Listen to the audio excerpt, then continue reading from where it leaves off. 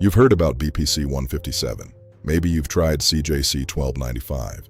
You've watched the YouTube videos, read the forums, maybe even ordered from a clinic. Peptides are everywhere in the biohacking world right now, and for good reason. But here's a question most people never stop to ask. Are they actually legal?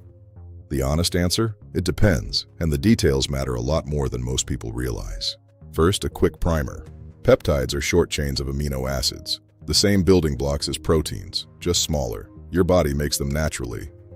But the ones we're talking about in longevity and biohacking, most of them are chemically synthesized in a lab. The FDA regulates those synthesized peptides as drugs. Yes, drugs. Under the same federal law that covers your blood pressure medication or your antibiotics. So here's the key question that determines everything. Is the peptide FDA approved or isn't it? Some peptides do have full FDA approval. Semaglutide, that's Ozempic. Tesamorelin, insulin, growth hormone. These can be legally prescribed by a doctor, including for off-label uses beyond their original approval. That's standard, legal medical practice. But then there's the list most biohackers are actually interested in. BPC 157, TB 500, CJC 1295, Epithalon, Selang, CMAX, MOTSC. None of these have FDA approval, and under U.S. law, it is not legal for a pharmacy or physician to prescribe or dispense these for human use outside of a clinical trial. Patient consent doesn't change that. Good intentions don't change that.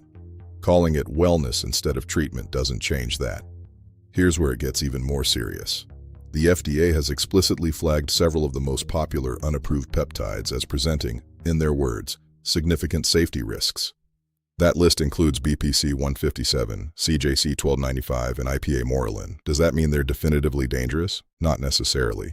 But it does mean the FDA has formally elevated their concern, which matters for everyone in the supply chain. Look, the peptide space is genuinely exciting. The science is real. But if you're using these compounds, you deserve to know what landscape you're operating in. In the next video, we're going to talk about who actually bears the legal risk, and you might be surprised by what we find. Learn more about these topics and other medical stories on younbedsidemanners.com.